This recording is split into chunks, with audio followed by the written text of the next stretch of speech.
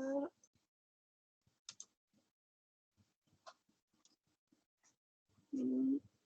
Ahí está. Muy bien. Bueno, ya se está grabando. Estás grabando, ¿no? Sí, ya se está grabando. Sí, porque yo lo que hice es descartar el mensaje de que se está grabando. Digo, a ver si todavía detengo la grabación, ¿no? Sí. Todas las cosas que no sabemos. Muy a lo Homero Solo Simpson en la central nuclear, más o menos. Pero bueno. Bueno, buenas tardes a todas y todos. Yo soy Diego Vila, el profesor titular. Conmigo van a ver la parte del Quijote. Por cuestiones personales no pude estar en la presentación de la materia en la clase pasada. Quizás lo único, tengo entendido que ha quedado bastante claro la dinámica y brevemente me gustaría precisar por qué hacemos el doble carril, ¿no? Esto es un curso que nosotros diseñamos para el año pasado.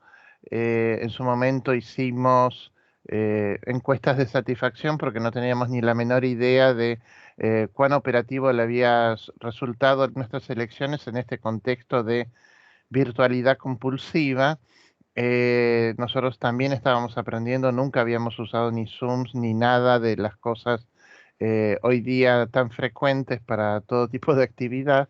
Y entonces, en su momento yo había redactado las clases pensando que fueran como guías explicativas de lo que hubiesen sido dos teóricos desgravados. En ese contexto, después en la evaluación, lo que nos dijeron es que sí, las clases les habían resultado interesantes, que les habían gustado que se pusieran ilustraciones, que pudieran ver cómo se había ido codificando la representación en la serie icónica, pero que claro, el problema es que también extrañaban o les hacía falta al menos un mínimo contacto periódico visual, ¿no?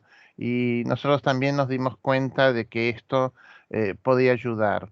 En este sentido, lo que me interesa aclarar es que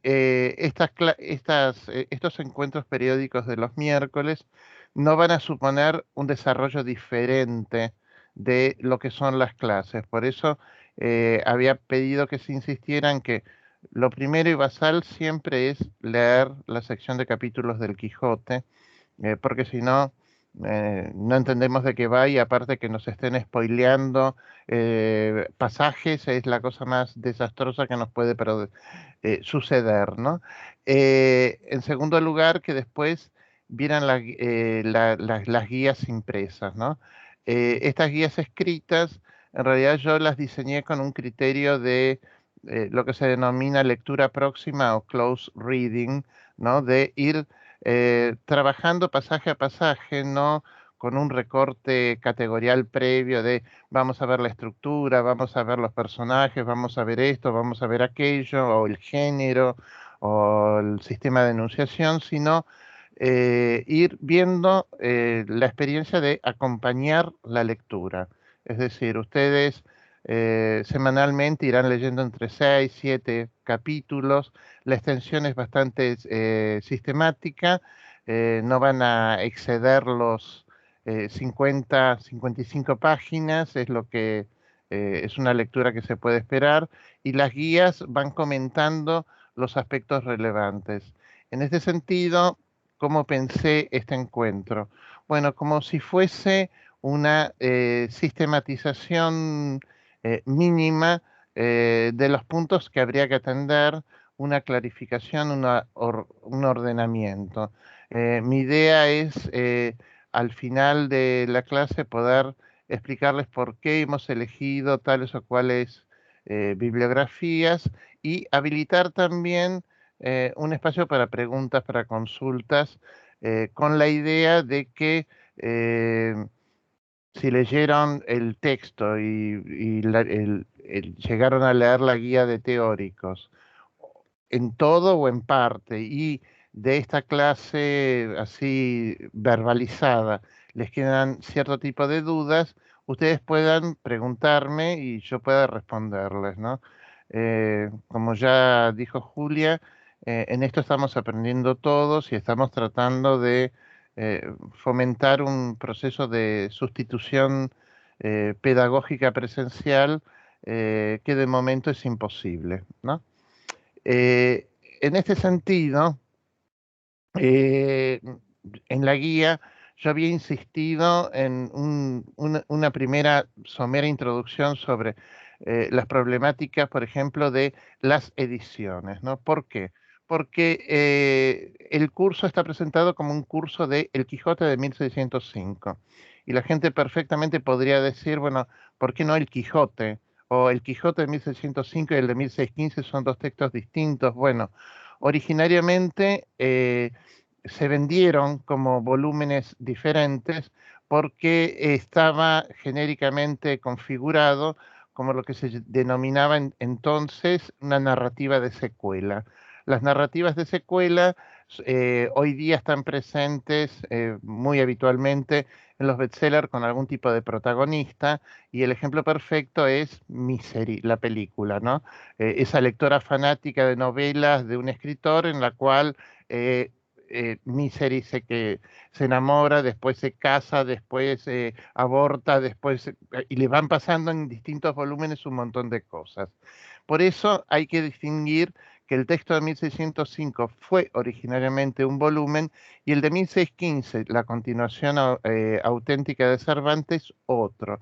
Pero esto en el sistema literario de su momento no impidió que los lectores empezaran por 1615, que incluso pudiesen haber leído el apócrifo, y el circuito de lecturas o de reenvíos no necesariamente fue establecido. Fueron los editores modernos los que establecieron que el Quijote tenía dos partes y que se vendían juntas, por supuesto, ¿no? Es un problema mercantil lo que hay de fondo. Para los editores modernos, cuando me preguntan si todas las ediciones son fiables, qué conviene, qué no conviene, el punto central es que incluso por el sistema lingüístico y cómo está codificado en el texto, cualquier lector podría incluso prescindir de una edición anotada. Nosotros, si tienen que comprar una edición, siempre recomendamos la de Eudeva porque tiene la anotación hecha por dos insignes filólogos argentinos, Sabor de Cortázar y Lerner, y fue hecha con un criterio, la anotación de respeto de usos y costumbres del lector latinoamericano, porque ahí también hay un problema de política lingüística de qué significa anotar y para quién estamos anotando, ¿no? La edición de Rico es popularmente la más consagrada. Él, para establecerla, se apropió de lo que era el método Lachmanniano de trabajo de fijación de códices para impresos. ¿Por qué? Porque el gran problema que tienen todos los editores es que no hay autógrafos cervantinos. Entonces, para decir que el texto tiene tal redacción o tal otra, se juntaron todas las primeras impresiones que se hicieron. Como el texto fue un bestseller, hubo que considerar varias impresiones. Y esto importa, sobre todo en 1605 hubo varias tiradas, en 1608, en Valencia, en Lisboa y también en el exterior europeo.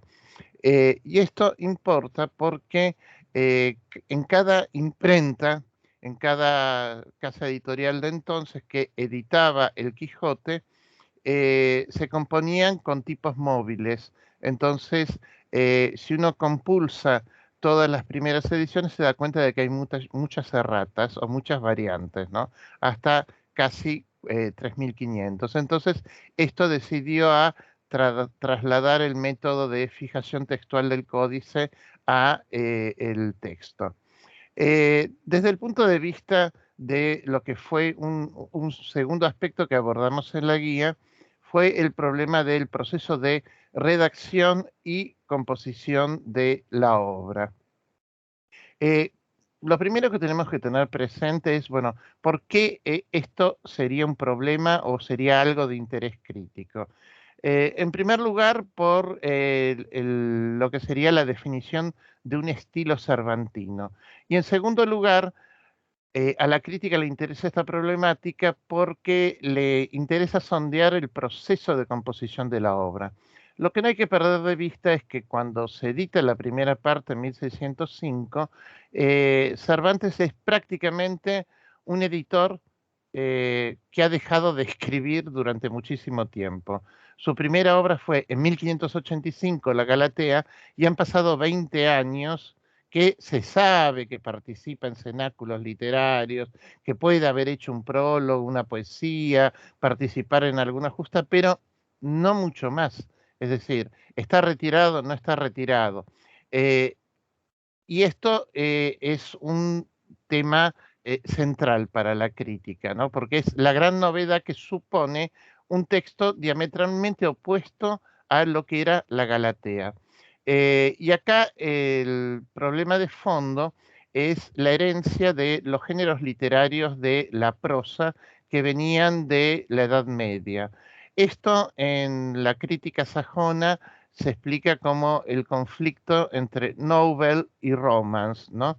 Del novel se generarían las formas novelescas más realistas y del romance eh, que se cree perimido y obsoleto, en realidad son las codificaciones en prosa de convenciones imaginarias mucho más libérrimas, donde los contratos de lectura son divergentes, ¿no?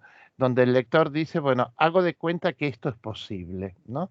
Es entre una literatura más de imaginación o más realista, ¿no?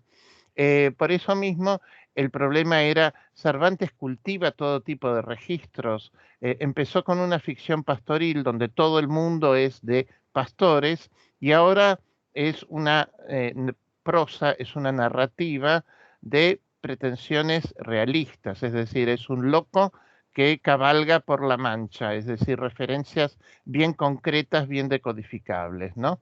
Eh, el conflicto por la composición, desde otro ángulo, es, tiene cierto tipo de presupuestos que tenemos que desanudar, ¿no?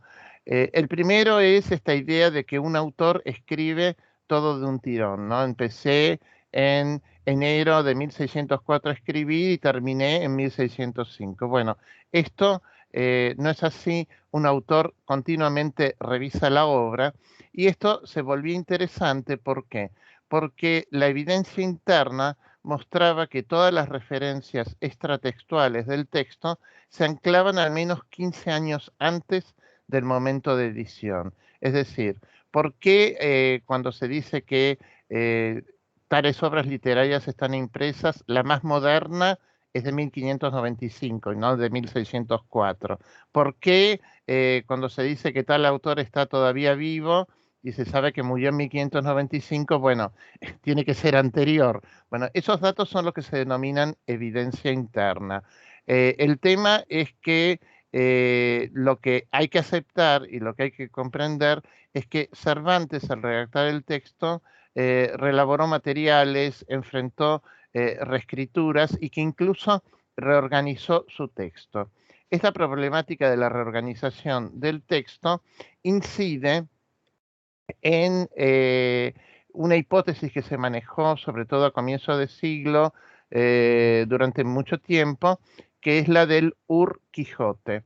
El Ur Quijote es un tipo de acercamiento filológico que se toma prestado de la filología sajona, cuando hablan, por ejemplo, del Ur Faust, el Fausto primitivo, y se empezó a pensar que evidentemente Cervantes habría querido hacer una novelita corta que sería precisamente los contenidos de esta primera clase, ¿no? De un hidalgo que enloquece por leer literatura caballeresca, que se cree caballero andante y que termina paliado y vuelve a su casa, ¿no? Esta idea se manejó durante mucho tiempo y se manejó la idea de que efectivamente después hubo un proceso de ampliación. Esto no está demostrado y todos los argumentos que se han esgrimido a favor de este hipotético Quijote no son convincentes ya hoy día, ¿no? Lo realmente decisivo es que Cervantes estaba imbuido, conocía a la perfección los que eran los preceptistas neoaristotélicos. Es una época, en términos de retórica y poética, marcadamente neoaristotélica, sobre todo en lo que respecta a al proceso compositivo del texto. Y esto es importante porque los neoaristotélicos decían que una fábula tenía que combinar lo uno y lo vario. Y por eso el texto, ustedes lo van a poder comprobar marcadamente a partir de las semanas próximas, van a ver cómo hay una historia principal y historias adventicias que se van intercalando en esa narración, ¿no? Esto sería la combinación de lo uno y lo vario, que además estaría definido por horizontes o regiones de la imaginación radicalmente distintos. Es decir, si la historia de base de Don Quijote y Sancho es una historia de pretensiones realistas, todos los episodios que se van a ir intercalando están codificados en términos de escritura con otros géneros literarios. Puestos entonces a pensar la problemática del texto, lo primero que podemos decir es esa discordancia entre lo que se denomina título y nombre.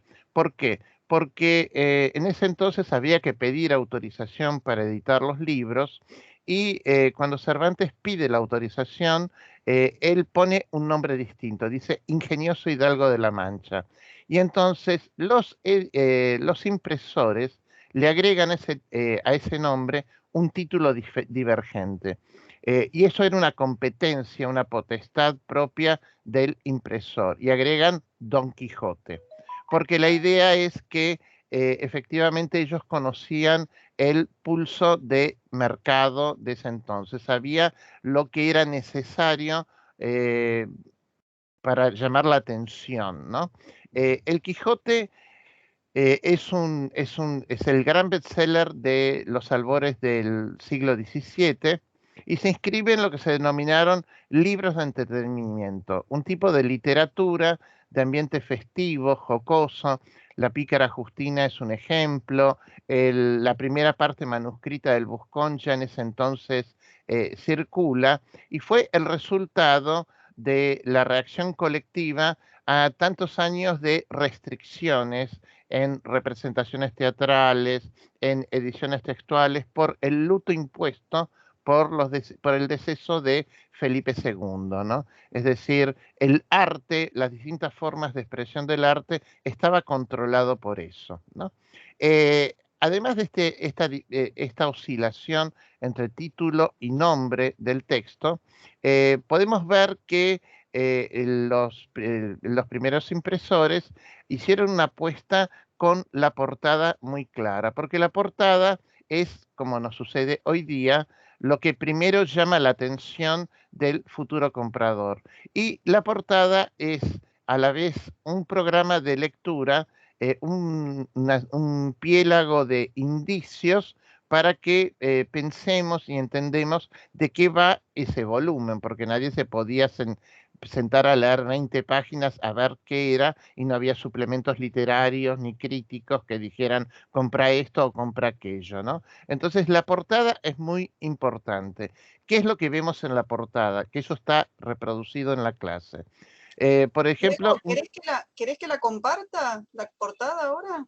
La puedo compartir, sí. si tenés ganas, compartirla. Por lo pronto, el tipo de adjetivación dado al héroe. Un héroe caballeresco no es un héroe que se loa o se celebra por ser ingenioso, ¿no? El ingenio es una virtud en todo caso de los débiles o de los que no tienen poder. El estatuto no nobiliario del protagonista y el contrasentido del uso del don, porque los hidalgos no tendrían la potestad de, por ejemplo, llamarse don, ¿no? ahí hay otro gran punto irónico. La región aludida se dice que es de La Mancha, ¿no?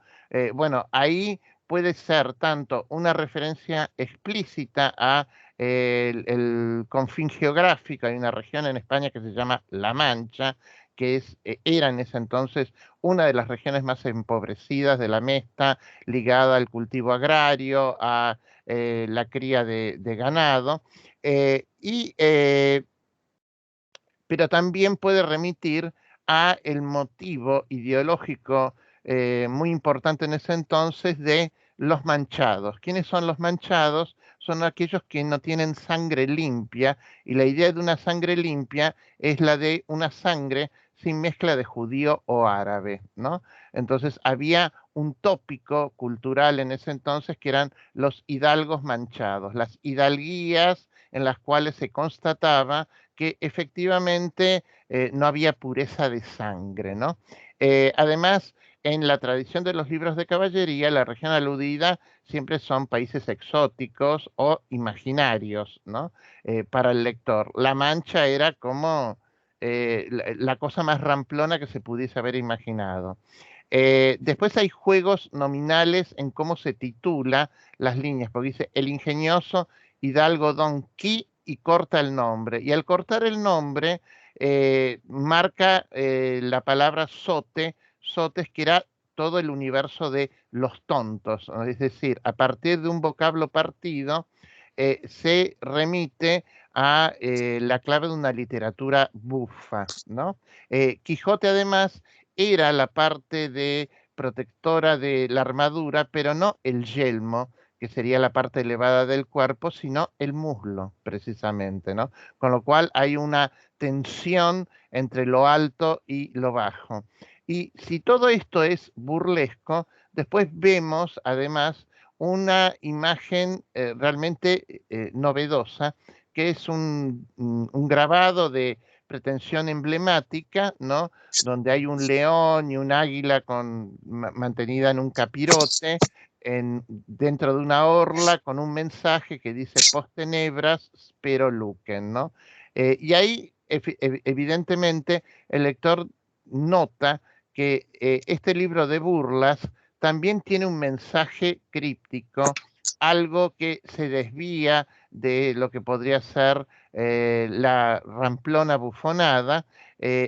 Mensaje de post tenebras, spero lucen, es del libro de Job. Después de las tinieblas espero la luz, ¿no? Y evidentemente es una estrategia mercantil múltiple. A partir de eso, lo primero que ustedes van a ver es con toda claridad lo que se llama el aparato prologal. Y acá es importante recordar por qué en los textos del Siglo de Oro existe, cuando eran impresos, un aparato prologal. A lo que nos tenemos que retrotraer es al impacto que produjo en las comunidades, en las sociedades de ese entonces, la existencia de la imprenta. Hasta la invención de los tipos móviles de Gutenberg, los textos se copiaban a mano, eran manuscritos, eran códices, estaban centralizados en el poder de los nobles o de las órdenes monásticas. Era muy difícil llegar a los volúmenes. En cambio, la imprenta masifica, es decir, es el primer gran impacto tecnológico que altera los modos de vincularse del sujeto lector con los textos, es decir, porque la imprenta posibilita la multiplicación infinita de ejemplares, es decir, no hay un único manuscrito que tiene el abad en tal monasterio y al que hay que pedirle permiso para leerlo, sino que todos podrían tener libros, ¿no? La máxima de los seguidores de Gutenberg era el ideario de libros para todos, ¿no? Este libros para todos alimenta una premática, que es una disposición, como si fuese un edicto real de los reyes católicos en 1480, que creen que gracias a la imprenta va a ser todo bárbaro, se va a difundir la cultura, la educación, todo el mundo va a poder tener libros para aprender a leer, a escribir, para consumir ficciones, todos van a tener y desarrollar sus mínimas bibliotecas y sus consumos artísticos. Hay una ilusión, una ilusio de progreso ligada a la tecnología. Pero a partir de 1502, se dan cuenta de que efectivamente la imprenta desregula el control. Porque si todos podemos tener textualidades, si todos podemos acceder a discursos que quizás algún poderoso considera que no es conveniente que tengamos, el problema es que las herejías, las disidencias y las revueltas se potencian. Entonces, la premática de 1502 desanda todo el camino de apertura que había hecho en 1480. Y entonces lo que establecen son controles de tipo censor previos y posteriores. Los controles previos son las autorizaciones burocráticas, los permisos que todo autor tiene que tener para que el libro se pueda imprimir. Si había volúmenes sin estas autorizaciones, los vendedores, los libreros podían tener problemas, ¿no? Había controles seculares, religiosos, y si el autor o la temática era religiosa, además tenía que autorizarlo el superior de la orden, ¿no? Si el autor era un franciscano, el superior de la orden de los franciscanos tenía que poner un tercer permiso, ¿no? Y los controles posteriores fueron los que se generaron una vez que se consolidó la idea de que pese a todos estos controles, que era la impresión de un único lector en cada caso, los textos podían circular y podían seguir generando problemas. Entonces, la Inquisición empezó a producir índices de obras prohibidas. Estos índices de obras prohibidas hubo varios a lo largo de los 2 siglos, fueron variando, fueron cambiando, los criterios no siempre fueron uniformes, no aplicaron para todas las regiones por igual, y podían o bien ordenar el expurgo de una parte o la prohibición absoluta de una obra, ¿no? Por eso mismo, entre los fenómenos interesantes para los que trabajan en este periodo, es cuando de repente en un monasterio, en una abadía, en una casa derruida, cae una pared, como sucedió hace una decena de años, y se encuentra, por ejemplo, una biblioteca tapiada, llena de libros que no se sabían ni que existían, ¿no? Ni que, y muchos de ellos heréticos o cismáticos, ¿no? Eso pasó, por ejemplo, con una versión distinta del Lazarillo de Tormes, ¿no? Eh, los controles posteriores, dijimos, son estos índices. Y todos estos textos tenían que ir en un folio previo al texto ficcional que había ideado el creador, ¿no? En ese folio previo, además, ese que se denomina aparato prologal, se acompañaban las escrituras que retóricamente se esperaba que el autor incorporara, como ser la dedicatoria, el prólogo y además las composiciones laudatorias. Las composiciones laudatorias es como un subgénero muy típico de la época, a falta de suplementos literarios, donde todos los amigos te dicen que sos bárbaro, ¿no? Donde todos hacen poemas, textos, generalmente eran en verso, donde se celebraba la originalidad de la obra. Entonces, dime quién te prologaba, quién te ponía poesías laudatorias, y eso apuntalaba la circulación del texto.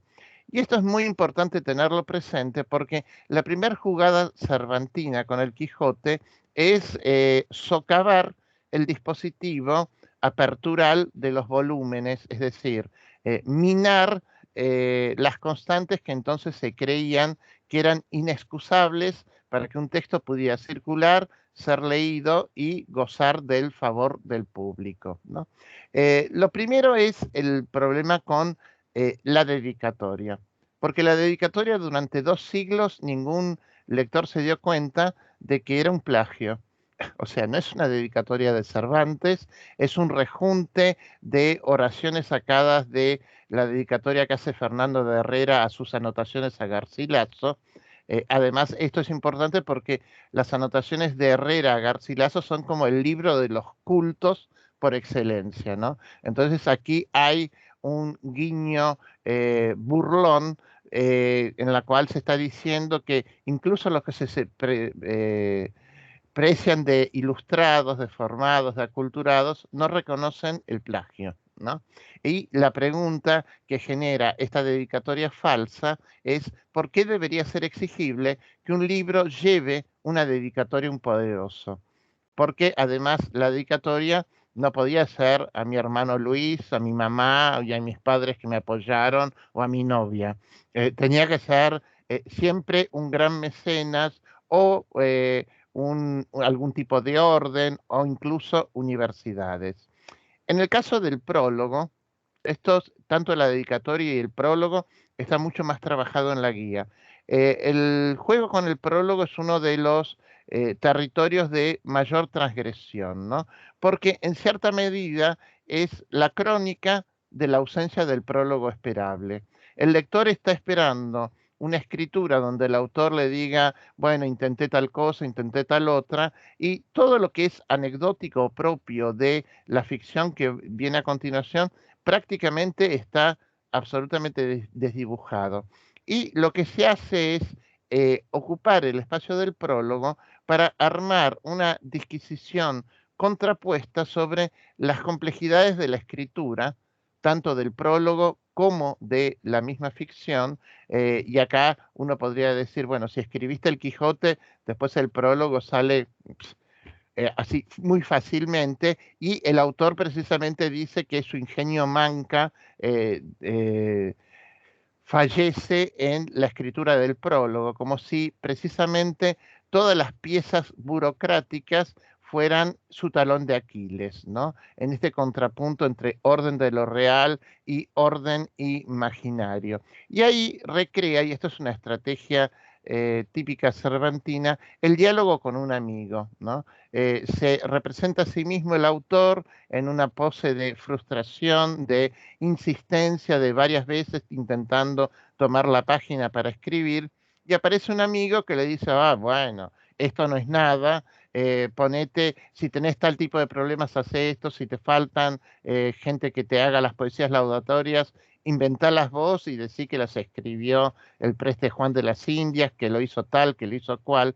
Y entonces lo que hace el prólogo es presentar un programa de consumo ficcional desviado y sumamente original, ¿no? A partir de esta escena de el trauma ante la página en blanco.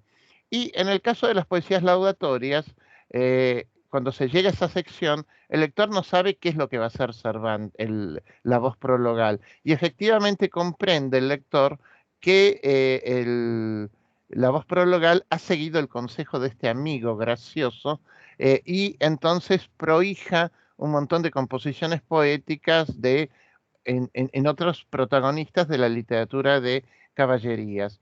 Esto es interesante porque significa que Cervantes no se corre a través de la figura del prologuista de una autofiguración que lo posiciona como una suerte de paria estético, ¿no? Es decir, como un outsider, como alguien que él explícitamente busca señalar que él no tendría a quien pedirles esas poesías laudatorias, ¿no? Y que por eso mismo las termina escribiendo él mismo.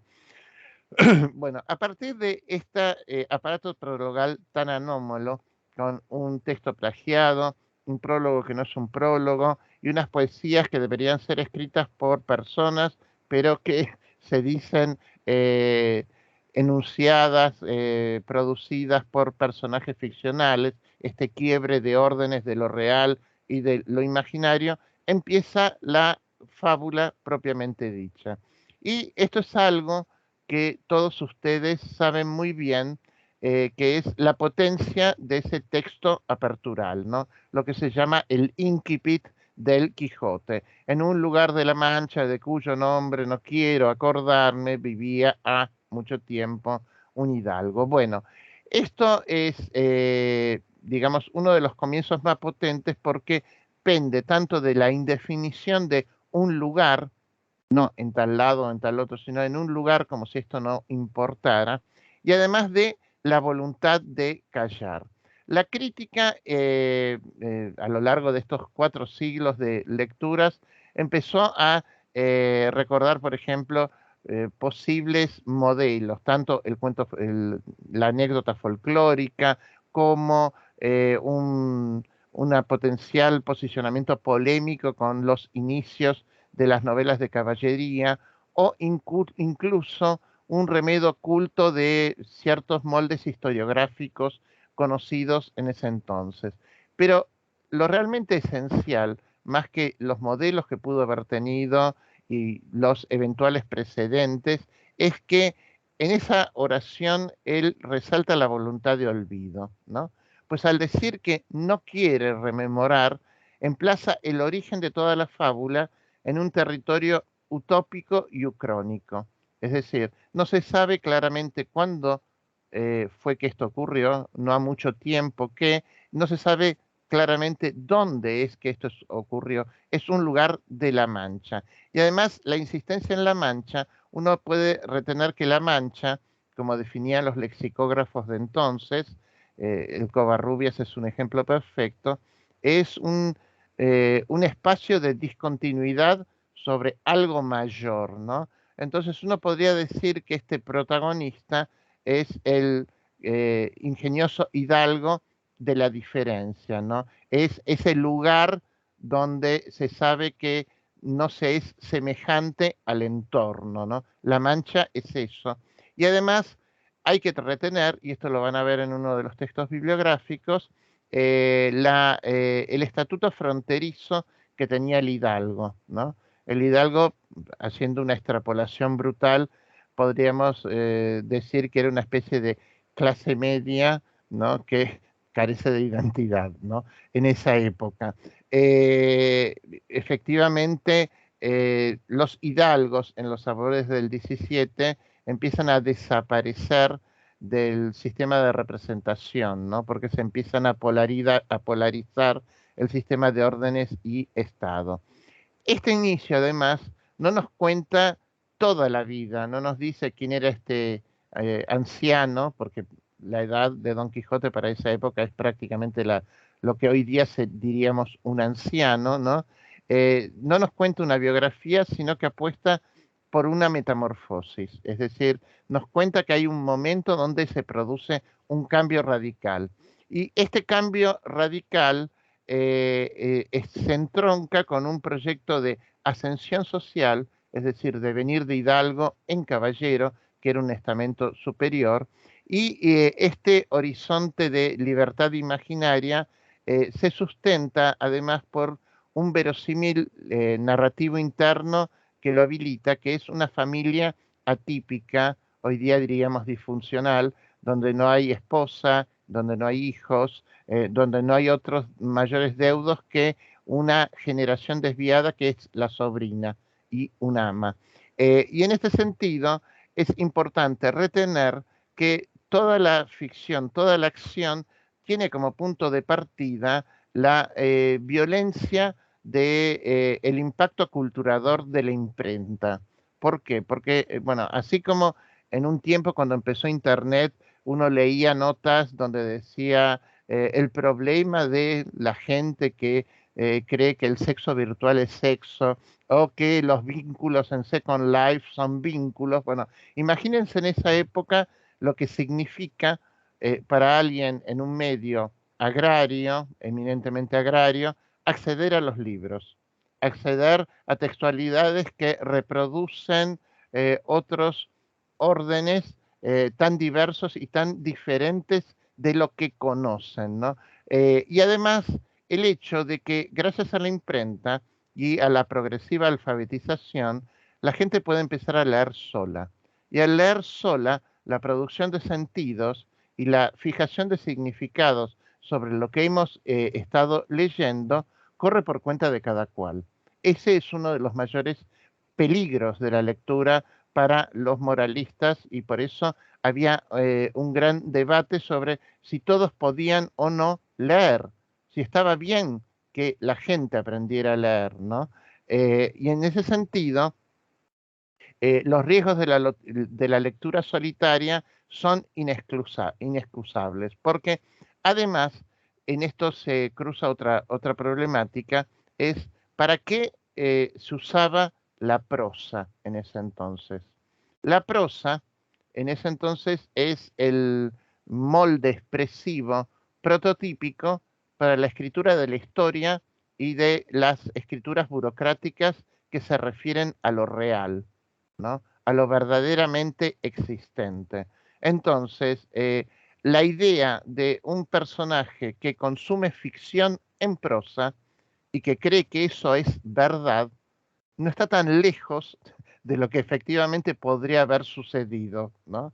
Porque está bien, el texto va a focalizar todo este trauma epistémico generado por la tecnología en un anciano, ¿no? Que aparte para eso además es como el personaje ideal, ¿no? La figura que podría estar como más debilitada para esta digamos, esta confusión con la tecnología, ¿no? Pero eh, el problema que genera esto es que cómo se debe leer la ficción. ¿Qué es una ficción frente a la escritura de la historia, ¿no? ¿Qué contrato de consumo lector hay que tener con la ficción, ¿no? Es decir, ¿por qué aceptamos como verdad mientras leemos algo que en el fondo sabemos que es mentira, ¿no? Es decir, el pacto de consumo literario se les cae, se les explota en cada uno de los domicilios donde empieza a haber lectores, lectores de ficción en prosa, ¿no? Por eso los moralistas y los educadores diagramaron en ese entonces gramáticas de lectores autorizados o en riesgo, ¿no? Y acá ellos manejaban dos variables, el género y la edad.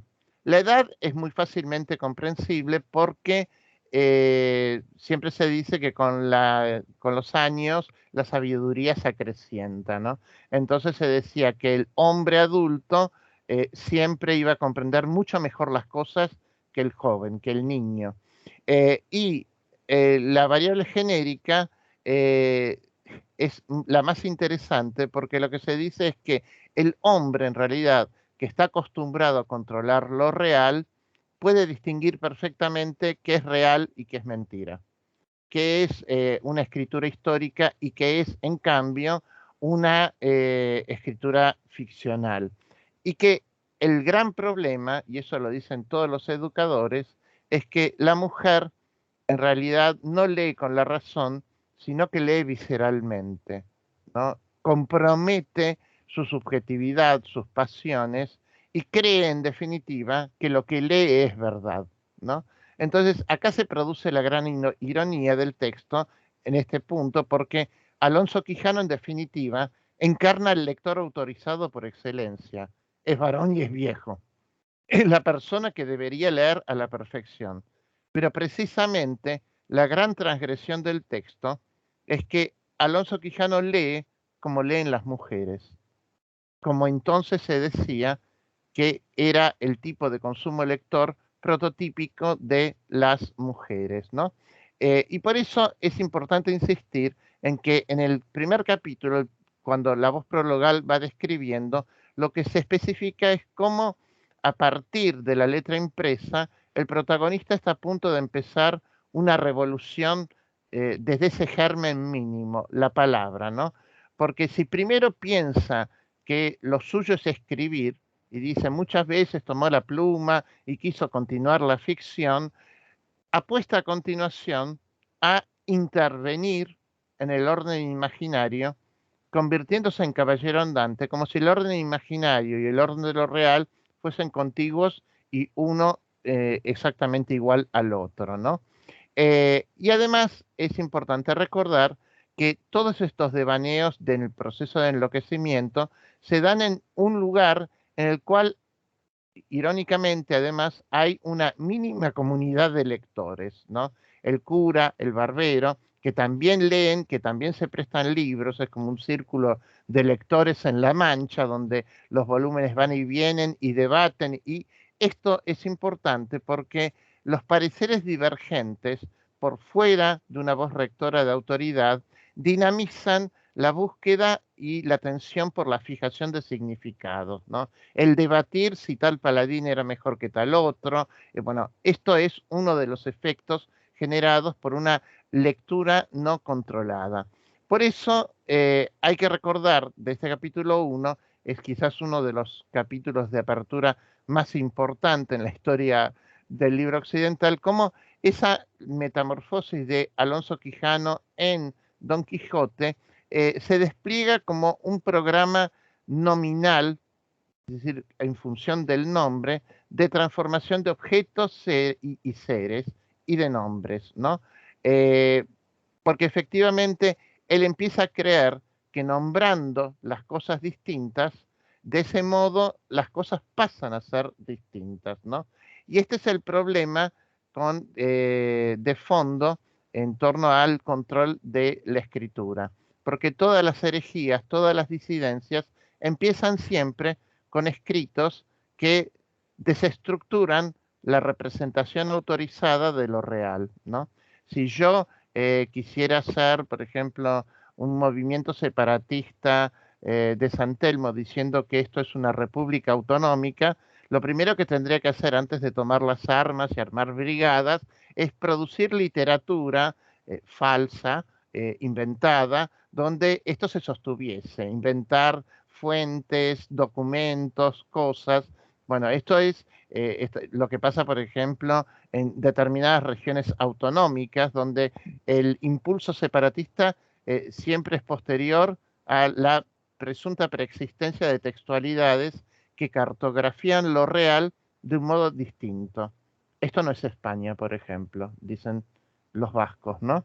Y siempre está la cuestión de, siempre hay documentos mucho más antiguos que todos los documentos españoles, ¿no? Acá no estoy haciendo juicio de valor sobre esta tensión, sino describiendo el fenómeno, ¿no? Y por eso mismo, esta transformación de objetos, sus armas,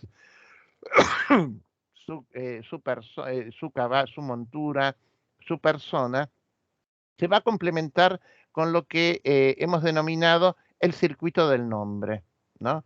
Esta es digamos, una definición hecha por quien fuera durante muchos años asociados en esta cátedra, que es la profesora Parodi, que es ese pasaje donde él se imagina, una vez que se cree transformado en caballero andante, una escena, se imagina una escena posterior al vencimiento de algún rival y dice: yo, señora, soy el gigante Caraculiambro, señor de la ínsula Malindraña, a quien venció en singular batalla el jamás como se debe alabado caballero Don Quijote de la Mancha, el cual me mandó que me presentase ante vuestra merced para que vuestra grandeza disponga de mí a su talante. Este circuito es esencial porque es lo que va a dar sustento al programa de acción de Don Quijote, porque en definitiva él hace todo lo que hace porque quiere que los derrotados, los vencidos ocasionales, vayan en peregrinación incesante al Toboso a presentarse a lo que va a terminar siendo después su enamorada, ¿no? Entonces, vencer a un rival es el modo de acercamiento a la dama. Por eso, lo primero que vemos en el circuito del nombre es el distanciamiento de la enamorada, ¿no? Esta es una herencia a través de los libros de caballerías de toda la tradición cortés, ¿no? Donde el enamorado siempre está en la base de la pirámide feudal, la dama es la soberana que está en el vórtice superior, y que lo propio no es estar abotonados uno arriba del otro y toqueteándose y hablándose y no separándose, sino todo lo contrario, ¿no? La lejanía, la valía en el ejercicio de ese amor distante digamos, es algo que se buscaba. Por otro lado, este circuito del nombre además enfatiza una lectura alegórica, porque en definitiva la grandeza de su persona jamás se hace presente ante la amada, ante la eventual enamorada. No es que él lleva arrastrando un despojo, sino que el despojo tiene que ir a presentarse y se infiere que la dama en ese gigante derrotado va a reconstruir alegóricamente en las ruinas del vencido la grandeza del vencedor, ¿no? Además, es una apuesta por el enamoramiento de oídas. Y este es un punto muy interesante para retener, porque en la modernidad, con el triunfo de la visión y del control ocular de lo real, lo que se prioriza es me calenté porque la vi, ¿no es cierto? Me gusta porque la veo y me parece bonita y me parece así o asá. En cambio, el enamoramiento de oídas es el enamoramiento típicamente medieval, donde alguien se enamora de mí porque han oído hablar bien de mí, porque mi nombre los ha penetrado auricularmente, las ha convencido de que el run run de tanto que se habla bien de mí, que efectivamente soy atractivo. Esto, por ejemplo, si ven los cuadros medievales o miniaturas previas, sobre todo de tradición religiosa, les va a permitir recuperar que el modelo de esto es el enamoramiento de hoy, la fecundación virginal por el auricular de la Virgen, ¿no? La Virgen cuando es fecundada por el Espíritu, están esas miniaturas donde le entra como una suerte de papel por el oído, donde están escritas todas las palabras, llena eres de gracia, María, bueno, ese tipo de grabados apuestan por el enamoramiento de oídas. El enamoramiento de oídas es un típico enamoramiento en el cual se privilegia la fe antes que la certeza, ¿no? En vez del conocimiento y la prueba, la idea de una seguridad interna previa, ¿no? Es interesante porque este es el mecanismo, en definitiva, por el cual se establece un juego de seducción, ¿no? La enamorada, en definitiva, caería redonda ante Don Quijote de tantas despojos y víctimas y embajadas que les estaría mandando de presentados. Entonces, este circuito del nombre es importante tenerlo presente para ver si en algún momento Don Quijote efectivamente lo pone en práctica y en cada aventura qué respeta y qué no respeta, si tiene olvidos, porque es como un protocolo, un procedimiento, ¿no? Hoy día que están tan vigentes estas cosas de los protocolos, ¿no? Bueno, él mismo en el proceso de creación se autoimpone un protocolo, ¿no? Un protocolo de cómo debe ser no tanto el combate, sino el después. Porque lo que le importa a Don Quijote es que todo su esfuerzo sea encauzado hacia el proceso de seducción. Y acá es interesante porque después de este proceso donde él va transformando su Rocín, va a pasar a llamarse Rocinante, él va a pasar a llamarse Don Quijote, el lector ha visto todas estas entidades preexistentes y después la creación supuesta de una nueva entidad distinta porque tiene nombre distinto. Acá vemos que con la enamorada se procede a la inversa. Lo primero que existe de la enamorada es el nombre. Entonces ahí se está remarcando la idea de que el camino en definitiva es de ida y vuelta, ¿no? Eh, a partir del nombre, él va a terminar, le va a proponer a los lectores la idea de que se puede emerger, puede llegar a patentizarse, puede llegar a volverse manifiesto un ser diferente, alguien que esté enamorado de él, ¿no? Por eso, a partir del capítulo 2, empieza todas las aventuras. Las aventuras, acá hay que retener, la crítica enfatiza el motivo del amanecer mitológico, ¿no? Apenas el rubicundo Apolo había salido como para decir en qué momento sale. Bueno, todo esto es importante por distintos motivos. Primero, que es uno de los días calurosos de julio, que es como decir, bueno, de vacaciones al Sahara en verano, ¿no? En La Mancha puede llegar a ser lo peor y aparte imagínese ponerse una celada, un anciano, los procesos de deshidratación, es decir, un combo para que todo salga mal, ¿no?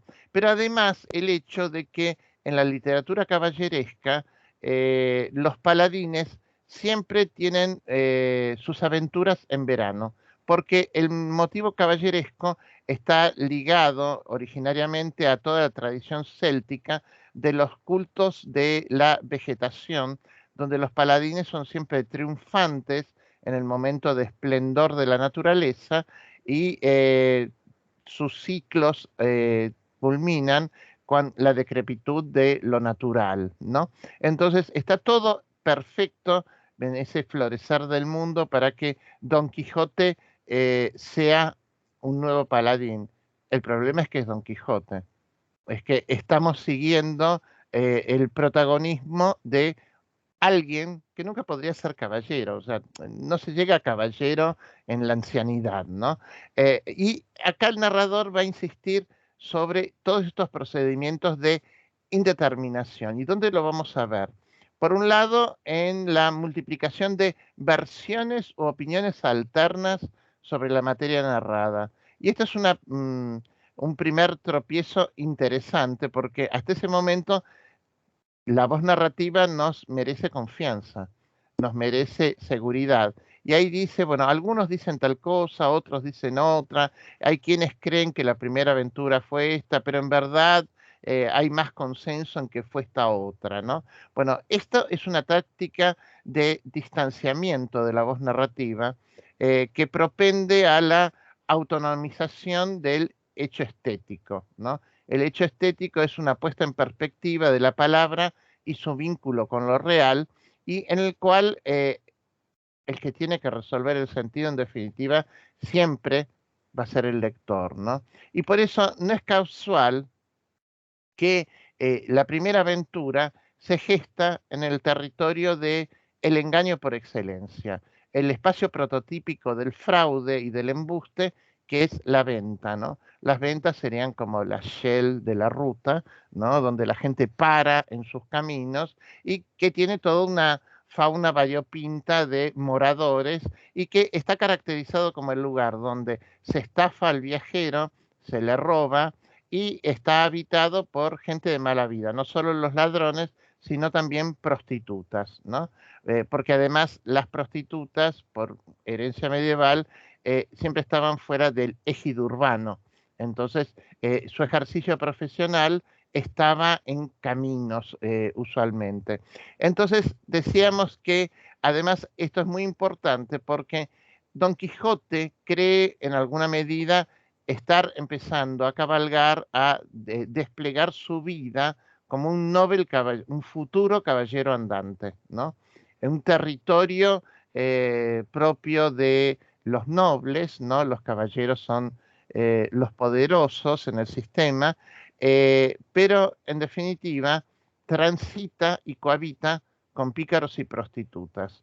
Y esto es como un gran cortocircuito en tradiciones genérico-literarias, porque lo que está señalando el texto es que también quiere hacer una intervención, un posicionamiento narrativo en lo que es la gran polémica realista literaria inmediata, precedente, que es la literatura de los hombres infames, ¿no?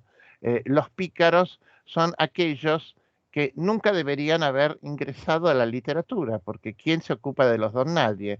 ¿Quién se ocupa de los cornudos? ¿Quién se ocupa de las putas? ¿Por qué el gran arte tendría que representar, espejar estas vidas, ¿no? Bueno, entonces aquí lo que está haciendo el texto es fusionar a través del cruce de perspectivas, de representaciones y de personajes que se van cruzando, alguien que cree pertenecer a un universo perimido, inexistente en tanto tal, porque el universo caballeresco no es el universo de los nobles reales de entonces, aunque se diga representación de, y se lo hace tener aventuras en un contexto donde lo que más habitualmente va a encontrar sean figuras desclasadas, ¿no? Y la secuencia de la venta es muy importante porque además habilita uno de los juegos centrales cervantinos, que es la problemática de la percepción de la realidad. Es decir, ¿qué es la realidad? ¿Puede el sujeto estar seguro de que lo percibido es real, que funda la certeza de la realidad, ¿no? Esto para amplios sectores de la crítica es como el gran tema, ¿no? Del Quijote. En este sentido, entre 1-2, cuando decimos 1 en romanos, es la primera parte del Quijote, 1605, eh, y el 2 en arábigos es el capítulo, ¿no? Así siempre se identifican partes y capítulos, ¿no?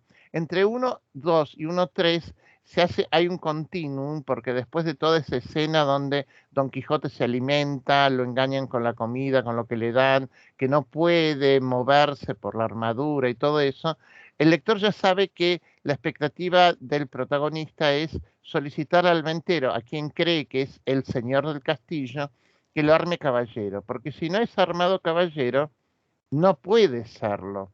Y esto es central retenerlo, porque toda armazón de caballerías es en realidad, en términos lingüísticos, lo que se denomina un rito de institución, ¿no? Obra una magia performativa que por medio de un mensaje concreto al iniciado, obra una mutación de su realidad en cómo él mismo se percibe.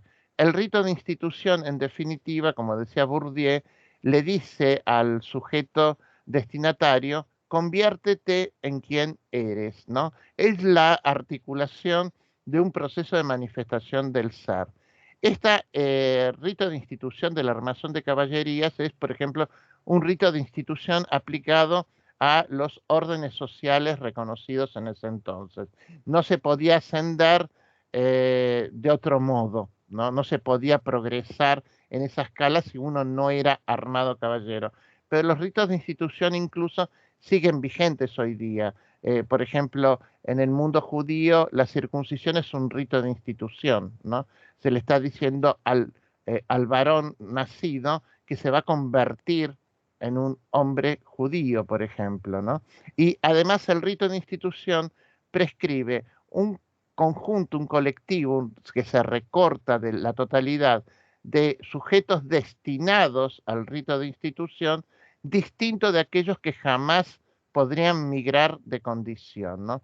Y esta es una de las claves inexcusables del pasaje, ¿no? Porque Don Quijote, al pedir ser armado caballero, en esta confusión distorsiva de la realidad de creer que un pícaro ventero es un señor castellano y que lo puede armar caballero, lo que favorece es que su armazón de caballería sea por escarnio, es decir, una burla.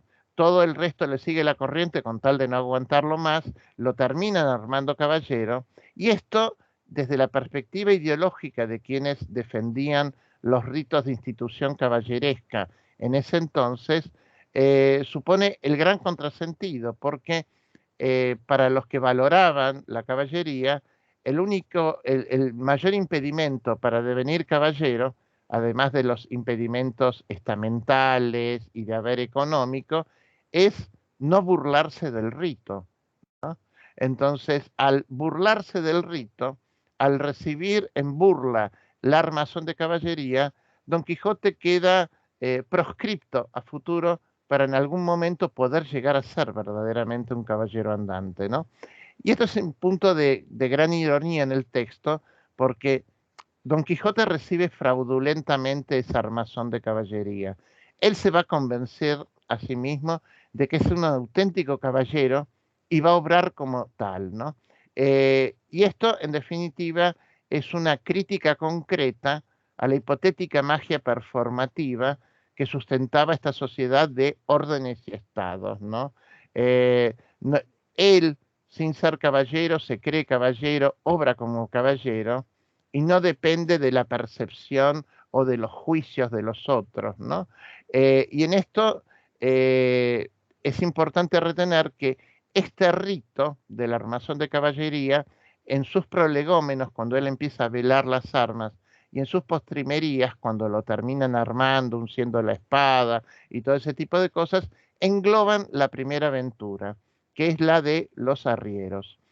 Cuando uno es armado, caballero, uno es hijo de aquel que lo arma. Con lo cual, lo que está diciendo el capítulo 3 es que de ahí en más Don Quijote será hijo de un ventero ladrón, ¿no? Él creerá ser un caballero andante, un noble, alguien poderoso, alguien importante, pero va a suceder todo lo contrario, ¿no? Con lo cual se está anunciando el contrapunto anómico, la percepción distorsionada entre la autopercepción y la percepción de los demás con quienes se cruce en los caminos en su marcha, ¿no? La segunda aventura, que es como un segundo amanecer, es en realidad la primera que se realiza habiendo sido armado caballero. Esto lo enfatizo porque todo el tiempo en el texto hay como sutiles corrimientos entre las evidencias fácticas y los desajustes nominales, es decir, lo que uno describiría con las palabras no siempre encaja perfectamente, ¿no? Y esto es propio también de las tensiones en torno a la verdad de los nombres, que es una polémica que en el momento está en pleno apogeo, ¿no? Y por eso mismo también hay que recordar que Don Quijote, la segunda aventura, no la tiene en el camino, que sería en la cartografía, en la geografía, el recorrido reconocido como real entre un punto y otro, sino apartado del camino, ¿no? Si la primera aventura es a caballo de 2 capítulos, entre el 2 y el 3, la de los arrieros y la armazón de caballería, en el siguiente capítulo, que es el 4, concentra 2 aventuras, la de Andrés y la de los mercaderes toledanos. Y este efecto de concentración e intensificación de la gesta importa tanto como una variación retórica, ¿no? Es decir, el escritor sabe que hay que modificar, que no se puede repetir todo el tiempo el mismo dispositivo narrativo, sino que también es un destaque porque la secuencia se abre y se cierra este capítulo con escenas de flagelación y daño corpóreo, ¿no? Aquí hay distintas lecturas, imagínense la crítica, cómo se ha tirado sobre estas aventuras. Bueno, la de Andresillo durante un montón de tiempo fue leída con postulados decimonónicos según los cuales Don Quijote era algo así como un paladín, un auxiliador, una suerte de superhéroe que sale en auxilio de un pobre niño flagelado, ¿no? Por eso Molot, que es un hispanista francés, insistía sobre el funcionamiento de ciertos postulados freudianos de pegan a un niño, que es un capítulo que está en la historia de la sexualidad infantil, mientras que Augustin Redondo, que es como el gran cervantista en vida y el que ha hecho los mayores aportes que hoy día reconocemos como valiosos para la interpretación del texto, ha trabajado con los acervos folclóricos, los juegos nominales y los santorales imaginarios. ¿Por qué nos importa esto?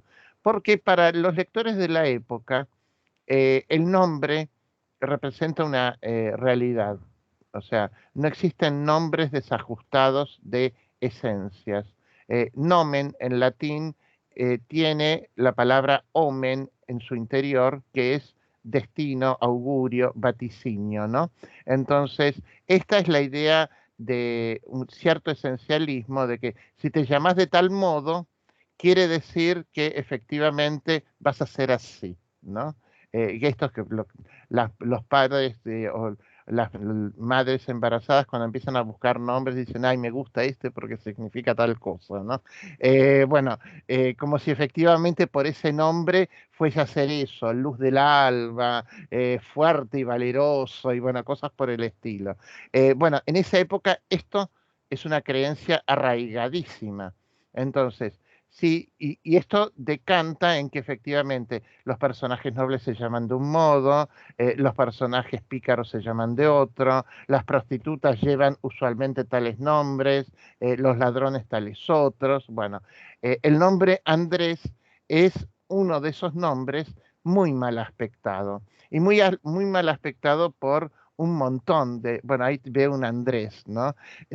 Hay incluso hasta refranes que ligadas a lo erótico, ¿no? El Andrés es el que vale por tres, ¿no? Hay un montón de cosas que indican que efectivamente este no es un nenito cualquiera, sino que está caminando al amo. Y lo central para Redondo, y ahí también eh, hace toda una descripción de los juegos nominales, el refranero en la época. ¿Por qué importa el refranero? Porque los refranes en realidad apuestan también a un mundo solidificado, o sea, sin libertad. De tal palo, tal astilla, ¿no? Te dicen eso como si fuese una verdad manifiesta, ¿no? Y en los santorales imaginarios, que eran estas vidas de santos, ¿no? Entonces, hay un montón de elementos que vienen tanto del santoral imaginario, del refranero, del acervo folclórico, del mal o buen augurio de tales nombres, que permiten a los lectores de la época darse cuenta de que Don Quijote está haciendo un disparate. ¿Y por qué está haciendo un disparate? Porque además, él que cree haber entendido perfectamente la realidad de los libros de caballería, lo que no entiende es la realidad cultural del mundo circundante. Él vive como si fuera un caballero de siglos pretéritos, pero en realidad lo que no ha aprendido a leer son los sistemas de poder, de fuerza y de autorización que existen en su tiempo, porque en ese entonces la potestad del patrón de darle latigazos al empleado, así fuese infantil, hoy se habla de trabajo infantil, estaba perfectamente autorizada. Nos guste o no, una de las cosas que vuelve más atractivo al siglo de oro es que es tan incorrecto, ¿no? Es tan transgresivo que nos permite comprender un montón de aspectos de cosas que hoy nos horrorizan, ¿no? Y nos permite desestructurar o recuperar los presupuestos o los puntos ciegos de un montón de lacras que hoy día subsisten, ¿no? Y lo interesante de la aventura con Andrés es que Don Quijote cree generar, hacer el bien, pero genera una coyuntura de inequidad, porque terminan parando al tramposo, ¿no? Y esto se funde además con otro señalamiento que hizo una crítica norteamericana llamada Ruth el Zafar, que es que Don Quijote puede confundir la realidad, puede creer que es un caballero abusando de un niño, pero que también hay que atender efectivamente quiénes son esos territorios, esos sujetos, esos otros que resultan confundidos. Porque no casualmente toda la hostilidad de Don Quijote termina se concentrando en los sistemas productivos de su tiempo, la hacienda y el comercio, ¿no? Y esto es importante porque el siguiente aventura de este capítulo 4 es con los mercaderes de seda, es decir, aquellos que marchan a vender su seda a otro lugar. Y aquí lo interesante es que si bien él cree que los que vienen se les están presentando como una prototípica aventura que gira en torno a la belleza de alguna dama, es un tópico por excelencia donde en las novelas de caballería, donde tal caballero se cruza con tal otro y le dice, la mía es más linda, la mía es más bella y más joven y esto, entonces combaten, ¿no? Y el combate dirime quién efectivamente tiene la enamorada más linda porque la defendió mejor, ¿no? En esta primera ocasión es el primer momento, la primera aventura, donde Don Quijote empieza a hacer frente a la burla de quienes lo creen loco.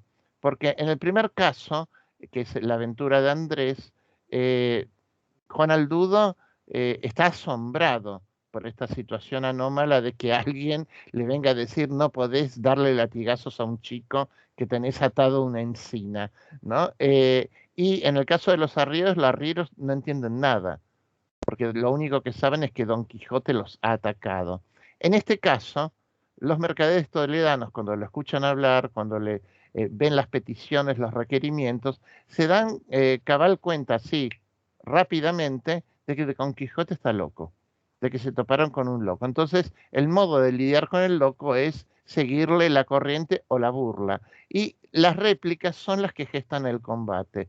¿Por qué? Porque lo que le responden los mercaderes es que él les tiene que presentar un retrato lo cual vela el decoro, ¿no? Tipo, mostrame a tu minita, ¿no? Entonces te muestro la foto, te paso la imagen de celular que capturé con la chica, bueno, esas cosas que lamentablemente tantos hacen hoy día, bueno, es más o menos lo mismo, lo que le están pidiendo para la mentalidad de la época. Nadie muestra un retrato de su enamorada, ¿no? Y menos a desconocidos. Y además, la conjetura, porque eso se lo dice el mercader, de que efectivamente, aunque le falte un ojo y le mane vermellón y azufre del otro, ellos van a decir que es bárbara, ¿no? Con lo cual están diciendo, no nos importa qué tipo de enamorada tenés, y además suponemos, porque ese tipo de retrato degradado y grotesco es el retrato estereotipado de las putas, o sea, las que le faltan, las que tienen máculas corpóreas en el rostro, porque son sifilíticas, porque tienen la nariz roma y porque la enfermedad les ha quebrado los cartílagos, y esta idea de, además, centrado en los ojos, porque los ojos son la puerta del alma, y un alma de la cual mana vermellón y pus es algo así como una enamorada demoníaca, ¿no? Y por eso mismo Don Quijote dice, no le mana, bellaco, y le responde, los ataca y ahí es de esperar. Rocinante, que no es tan, eh, no está a la altura de las expectativas que tiene Don Quijote para consigo mismo, tropieza, cae y termina siendo apaleado, ¿no? Esto sería un final prototípico, carnavalesco y grotesco, donde la figura elevada termina siendo disciplinada por la figura baja, ¿no? Donde el que se cree superior termina teniendo que reconocer la derrota. Importa que a lo largo de su lectura vayan marcando toda una isotopía de cómo se va mortificando el cuerpo de Don Quijote. Porque Don Quijote es un anciano y progresivamente va a ir, le parten estacas, lo dejan desmayado, le vomitan encima, le cortan un pedazo de oreja. Es como que hay un proceso de conformación inversamente proporcional, según el cual a mayor entidad imaginaria, a mayor despliegue de su entidad caballeresca, conforme progrese en sus aventuras, mayor merma corpórea real va a tener el caballero, ¿no? Es decir, como si la pérdida de corporeidad, la mácula sobre la materia, fuese como una suerte de paga simbólica que tiene que dar. Por eso es importante que en el capítulo 5 uno reconoce que se decreta por la derrota, porque ni se puede levantar Don Quijote, el fin de la primera salida. Decimos primera salida porque Don Quijote sale 3 veces de su hogar. La primera y la segunda en este Quijote de 1605 y la tercera en 1615. La primera salida es este Quijote que alguna crítica de comienzos de siglos que creía reconocer, sería como una suerte de novela breve, ¿no? Y además este efecto de fracaso se ve potenciado porque por más que él cree haberse armado caballero, termina siendo reconocido por un vecino. Es decir, no se alejó tanto como para devenir un desconocido para el entorno circundante, ¿no? Y esto es algo que tenemos que marcar, porque en este primer retorno sin gloria fue alcanzado por un nombre y un estatus que él creía haber dejado atrás en su vida. Es el señor Alonso, es el vecino de Pero Alonso, es alguien reconocido, es el pasado se volvió lo más manifiesto de ese hombre tirado, que no se puede levantar, apaleado junto a un rocín, ¿no? Y en este retorno de lo real se va a complementar con un gesto de fuga hacia realidades imaginarias alternas. Don Quijote no le va a decir a su vecino, yo soy Don Quijote. Y esto es un punto interesante. Le va a decir, soy Baldovinos y también puedo ser el moro Abindarráez, ¿no? Como sigue adelante. ¿Por qué Don Quijote olvida su identidad?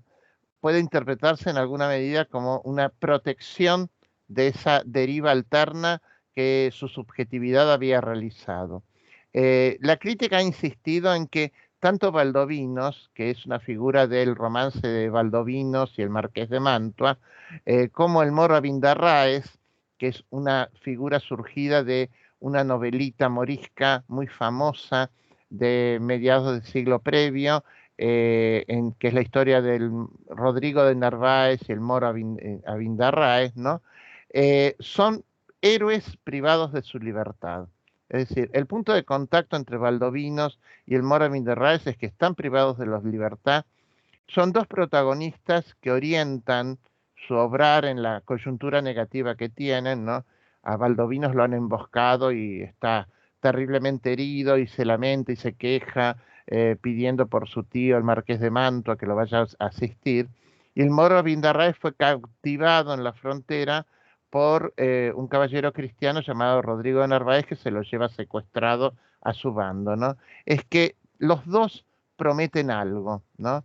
En el episodio de Baldovinos, el Marqués de Mantua dice que promete vengarse, es decir, es una promesa negativa de aquellos que le han hecho esto a Baldovinos, ¿no? Y que no va a comer nunca más panamanteles y nunca más va a folgar, es decir, tener sexo con su esposa, hasta que logre vengarse, ¿no? Es decir, hay una tensión a lo largo del texto generada por una promesa de venganza. Pero también hay una promesa positiva en el reencuentro con el otro, porque en la historia de Abindarráez y Rodrigo y Rodrigo, lo que se plantea es que moros y cristianos pueden ser iguales y pueden ser igualmente humanos en la capacidad de prometer. ¿Qué es interesante además en estos dos episodios, en estos dos intertextos que funcionan como horizontes de fuga?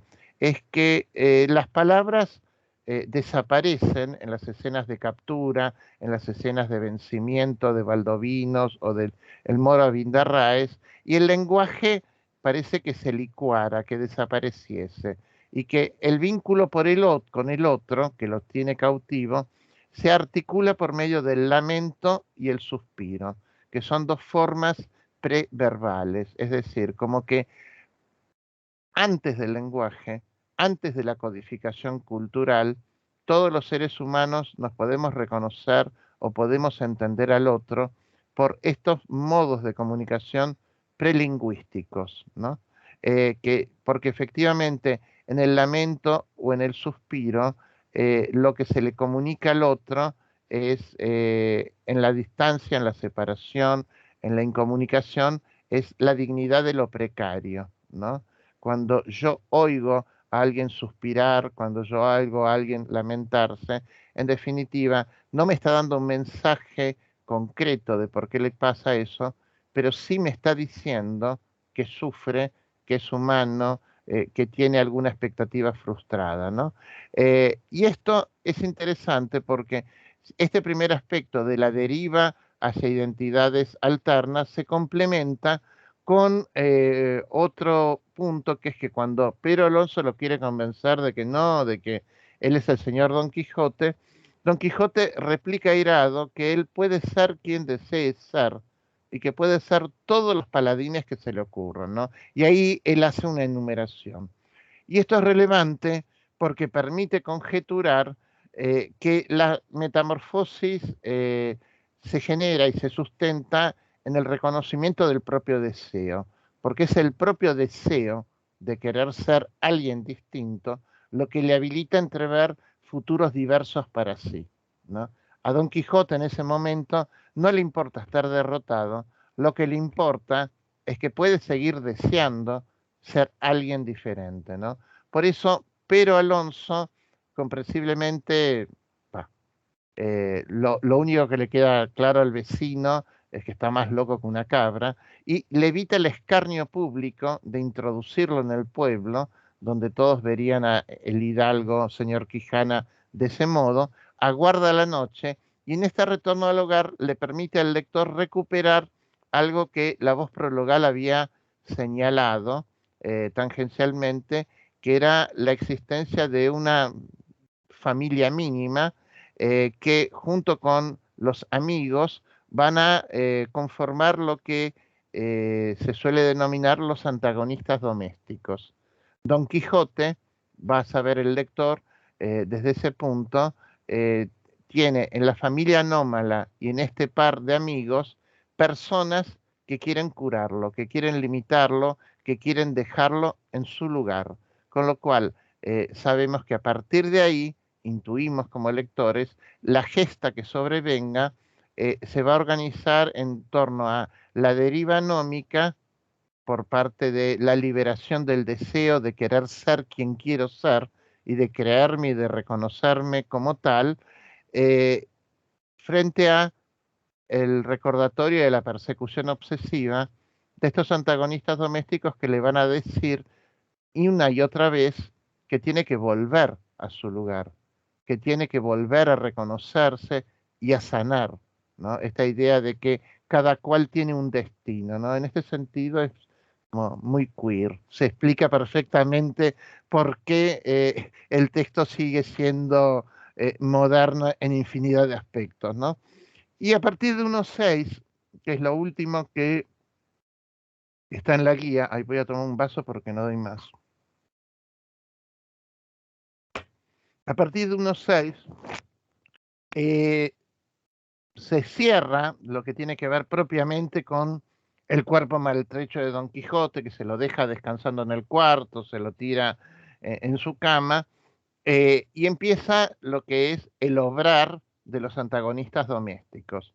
Los antagonistas domésticos que se obsesionan con aquello que ha causado la infección, la enfermedad del tío, que es la biblioteca, sus lecturas, porque a Don Quijote tenemos que aceptar, es parte del contrato ficcional, que se le seca el seso de tanto leer y que en definitiva, a partir de eso, pierde la razón, ¿no? Y pierde la razón perdido en el discurso de los textos, ¿no? Discursos de los textos que eran como laberintos, porque además lo que se citaba en la primera parte era la razón de la sin razón, que a mi razón se hace, o la fermosura de vuestra fermosa, y bueno, ese tipo de escritura lambicada, que uno dice, ¿qué está diciendo? Que todo parece reiterativo. Bueno, eso es lo que le ha hecho perder la razón. Y es un inventario de una biblioteca en el cual los protagonistas deciden que hay que sacar, hay que expurgarla, hay que sacar como si fuese un auto inquisitorial contra una biblioteca. Recordemos que en esa época hay constancias históricas no solo de autos inquisitoriales donde se quemaban herejes o condenados por la Inquisición, sino que también se llegaron a quemar libros, ¿no? Libros heréticos como si fueran sujetos, ¿no? Esto lo señala Hillman, que dice que espeja un violento auto de fe organizado por la Inquisición. ¿Por qué nos importa esto? Bueno, en primer lugar, porque todo lo mentado, como un volumen existente en la biblioteca del Hidalgo, podrían haber sido las lecturas del mismo Cervantes, ¿no? No habría mucha razón para idear una ficción en la cual el protagonista enloquece por leer o conocer autores que él desconocía. Es decir, sería un déficit para una apuesta, como esa gente que dice que leyó libros solo porque conoce un título, ¿no? Cervantes no lo haría. Pero esto no habilita a la postre un recorte exhaustivo de otros horizontes posibles en la formación de Cervantes. Es decir, se sabe que Cervantes conocía estos textos, pero no quiere decir que eran los únicos. En segundo lugar, porque todo esto que se dice existente en la biblioteca le permite a la crítica y a los lectores recomponer lo que sería una gramática categorial de interpretación de lo real. Porque Don Quijote todo el tiempo interpreta la realidad en función del ajuste o desajuste a, con los libros de caballería que ha consumido, ¿no? Entonces, él puede entender la realidad en tanto y en cuanto se recuerda en su gramática mental tales o cuales pasos de las novelas leídas, ¿no? Don Quijote cree vivir continuamente una novela en proceso, ¿no? Y en tercer término, y esto es muy interesante porque le facilita al crítico y al lector especular sobre los posicionamientos estéticos ante la palabra escrita en función de la presencia o ausencia de ciertos géneros, en función del esfumado o sobreinscripción de determinados autores. Ya hemos dicho por qué, que lo extraño es por qué en esta biblioteca lo más nuevo es un libro de 1595, ¿no? 15 años, 10 años antes, ¿no? Pero también tenemos que ser cautos y no incurrir en el defecto de tantos sectores críticos que creen que efectivamente el cura o el barbero expresan las opiniones de Cervantes. Si hay algo que Cervantes no es estúpido, ¿no? Es un maestro en juegos de cajas chinas. Una de las cosas que tenemos que aprender al leer cuando leemos El Quijote es todas estas cadenas de dicen que dijo, que dice, que dijo, que no. Entonces, bueno, hay infinidad de bibliografías sobre el Quijote y muchísimos incurren en ese apresuramiento de decir Cervantes tal cosa, no, Cervantes nada, porque si Cervantes monta un dispositivo donde la figura enunciativa, la figura autorial está tan velada, no es para que nos tiremos de un trampolín a una piscina sin agua, ¿no? A decir que Cervantes creía esto o lo otro. Y aquí, lean el análisis que hay en la guía, uno de los aspectos interesantes a retener es el de las metaforías filiatorias. Porque si en el prólogo se insistía en el déficit parental, ¿no? El padrastro, la idea de un ingenio seco, avillanado, bueno, acá en el texto, los antagonistas lo que jerarquizan es el lugar parental, ¿no? En esta tensión padres e hijos, lo que se está representando es la tensión entre fusión y fisión genética en todo proceso vital y creativo, ¿no? ¿Qué es ser original? ¿Qué es ser un esteta, un creador, ¿no? Es replicar o es tomar el riesgo de separarse, ¿no? Bueno, esto al menos lo que les puedo decir de la primera guía. Respecto de la bibliografía, ustedes está indicado en esa guía que tienen 3 artículos para leer, ¿no? El primero es sobre el personaje de Don Quijote de Redondo. De Redondo van a tener que leer en las próximas 3 clases, uno dedicado a Don Quijote, otro a Sancho y otro a Dulcinea, porque ahí se explica claramente todo, los 3 son de Redondo, se explica a la perfección el tema de el imaginario carnavalesco, es decir, ese imaginario que tanto hemos reconocido en la facultad a partir de los textos de Bakhtin, la cultura del Renacimiento, Rabelais. Bueno, en el 17 el gran texto carnavalesco es el Quijote, ¿no? Y todas las variables de esa contracultura, de esa cultura en diálogo o tensión, están perfectamente explicados en los textos de Redondo, ¿no? Son sumamente claros, sumamente ilustrativos, así que préstenles atención.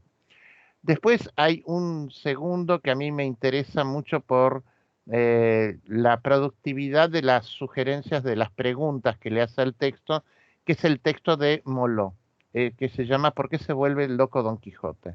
¿No? Porque efectivamente lo que va a trabajar Moló ahí es no solo una evidencia coyuntural sobre la cual muchos sectores críticos no han reparado, que es que la literatura de esa época se puebla de locos. Entonces la pregunta es, ¿por qué los locos se transforman en protagonistas de tantas ficciones? ¿Por qué tantos personajes eh, están atravesados por la pasión que se dice de la insanía, la demencia, la locura, ¿no? Entonces, la idea de Molo, que está muy bien argumentada, se puede coincidir o no, es que lo primero no es la cordura, lo primero es la locura, ¿no? Y que la cordura, en todo caso, es la construcción cultural diferencial a posteriori, ¿no? Entonces, léanlo, van a ver que es un texto muy interesante. Y el tercero de los textos que habíamos puesto es uno de Rey Asas. Rey Asas trabaja toda la problemática ligada a el ser anterior de Don Quijote, que es el Estatuto de los Hidalgos, ¿no? Y explica cómo la figura del hidalgo es la clave para entender el cruce de la serie caballeresca con la serie picaresca. Porque para los pícaros, el pícaro es por excelencia el simulador, el estafador, el que te vende que es otra cosa, ¿no? Y para los pícaros, por ejemplo, como Pablos en el Buscón, la idea de, siendo un pícaro, transformarse en un hidalgo es inimaginable, es un escaño superfluo, ¿no? El hidalgo es la figura medial que va perdiendo valor diferencial en las tensiones sociales, ¿no? Pablos no finge ser un hidalgo, finge ser caballero, ¿cierto? Entonces, que sea un hidalgo es el señalamiento preciso de que además el protagonista es alguien que experimenta la violencia de la culturación tecnológica, el propio desvarío, la aventura que va a emprender en un contexto en el cual su propio ser social, e insisto en esto de ser social porque en la época vale mucho el ser percibido, ¿no? El ser reconocido como tal, es un ser minorizado, ¿no? Entonces, eh, está todo dado, ¿no? En ese texto para que entendamos también mucho de los juegos ideológicos, ¿no? Pero bueno, ya ha pasado casi 1 hora 40. eh, Quería ver más o menos cómo vamos, si tienen preguntas, si tienen dudas, si hay algo que quiere que les explique mejor. Todo oídos.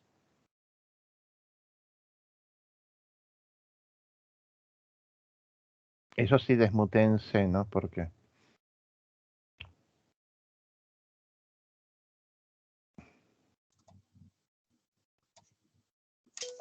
ninguna duda. A ver, vamos por la pregunta más obvia.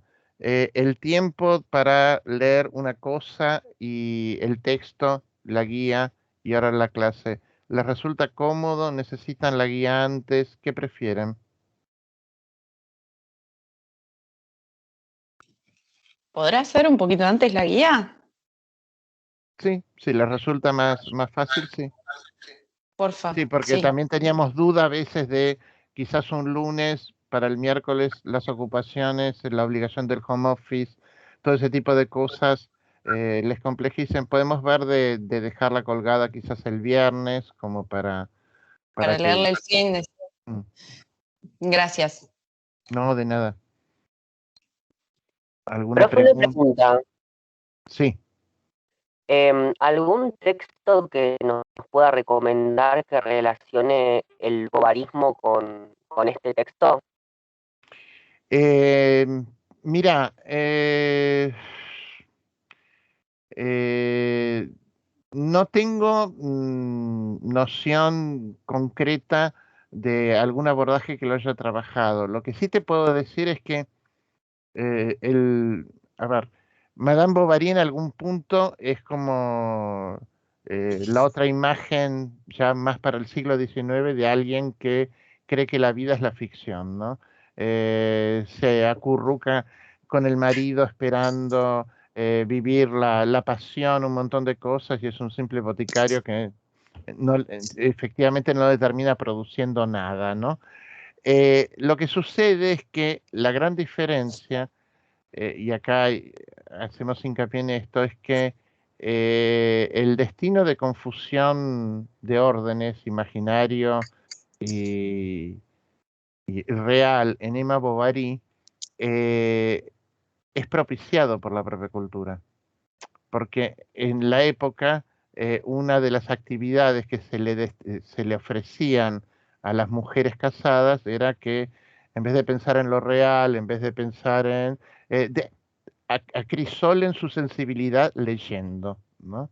En cambio, Don Quijote tiene un plus de transgresivo, ¿no? Porque hace todo lo que no debería hacerse. O sea, vende Hacienda, que es el terruño, la propiedad, lo que liga el ser de los nobles, hipotéticamente al sustento, para comprar libros. Es decir, enajena la madre tierra, lo que fundaría su progenie, su alcurnia, en un lugar por comprar ficciones, ¿no es cierto? La posición de Don Quijote no es la de alguien que naturalmente hubiese estado destinado a la literatura. En todo caso, lo que también está narrando el texto, a través de esta figura de hidalgo empobrecido, es el vaciamiento de sentido de esos seres, ¿no? Cuando los hidalgos en una España imperial que se va asentando, que se va profesionalizando con ejércitos, con un montón de dispositivos burocráticos diferentes, ser un hidalgo, ¿qué significa? Entonces, es alguien que constata a diario cómo progresivamente su ser, su entidad, pierde sentido, ¿no? Entonces, el acceso a la lectura, además se produce, en el caso de Don Quijote, como una alteración radical, ¿no? Es alguien que altera los momentos de reposo, porque deja de descansar para ponerse a leer como un loco, es alguien que pasa la noche en vela, es alguien que maltrata el propio psiquismo hasta caer desfallecido, tratando de desentrañar sentidos, ¿no? Eh, y además, un punto central que quizás no se los dije o no lo enfaticé, es que las textualidades de ficción en realidad no son los bestsellers de entonces. Cuando empieza la imprenta, los verdaderos bestsellers son los que se producían con textualidades que eran manuales, textos de enseñanza, tratados de tal cosa, de política, de agronomía, de cosmografía. Es decir, hoy día, por ejemplo, cuando se trabaja con una perspectiva de cultura material y se dice, bueno, ¿qué libros tenía el Marqués de Ayamonte? ¿O qué volúmenes tenían en la biblioteca de fulano de tal? El 75, el 80% son libros de ciencia, porque anejo al proyecto humanista estaba la idea de que la impresión debía ser de libros de estudios o tratados sobre algún aspecto de la realidad del mundo. Lo propio es que el hombre lea algo que le facilite la regencia de lo real, el dominio de lo real, ¿no? No ficciones, ¿no? Entonces, este también es un corrimiento muy notorio. La lectura de ficción, incluso en más de un caso, siempre es una lectura culposa, ¿no? Porque tiene que estar contenida por la oportunidad, por un momento, es decir, volverse un lector compulsivo y fanático, porque esta es otra de las grandes novedades de esta ficción, es algo que en ese entonces no estaba bien visto, ¿no? Nadie podía decir naturalmente, me la paso leyendo, y menos un hombre, ¿no? Y un hombre que se preciara de ser alguien en una jerarquía nobiliaria. ¿Alguna otra pregunta? ¿Otra Una duda? pregunta. Sí. Una pregunta. En relación al capítulo 6, bueno, lo estuvo comentando recién un poco, pero ¿qué simbolismos tiene esto de la quema de libros, ¿no? ¿Con qué se lo puede asimilar? ¿O qué se lo puede relacionar? Bueno, como les comenté en ese momento, básicamente son lo más evidente son los autos de fe, es decir, la quema de los digamos, los condenados inquisitoriales, ¿no? Y además se insiste todo el tiempo con esto de la hoguera, ¿no? De quemar en la hoguera, de cuáles textos son inocentes, cuáles no, cuáles nos deben ser culpados por fallas del padre, del hijo. Bueno, esta dinámica existe y es algo que espeja lo que sucedía en los autos inquisitoriales, ¿no? Donde, digamos, esta laxitud o estos grados de permiso que había con algunos textos, ¿no? Cuando el cura, el barbero, el ama y la sobrina expurgan, en la realidad no existían, ¿no? Pensemos, por ejemplo, que toda la familia de Juan Luis Vives terminó quemada en la hoguera, toda. Entonces, no es que el problema era efectivamente la solución del dispositivo de exterminio en esa época es un dispositivo muy legitimado.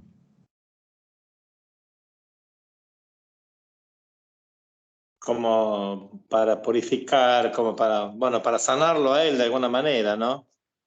Porque dicen, ¿no? Esto lo enfermó, esto se va a la hoguera. Exacto, Bueno. exacto. ¿¿Alguna otra duda, algún comentario, algo? Sí. Yo tengo una duda, pero es más técnica. La guía está en el drive que está en la solapa de semana 2, ¿no? Julia, a mal puerto vas por dudas técnicas y dudas así de protocolos. Julia o Jimena son los super yo de cómo tiene que Ok. estar todo en la cátedra, así que respondan.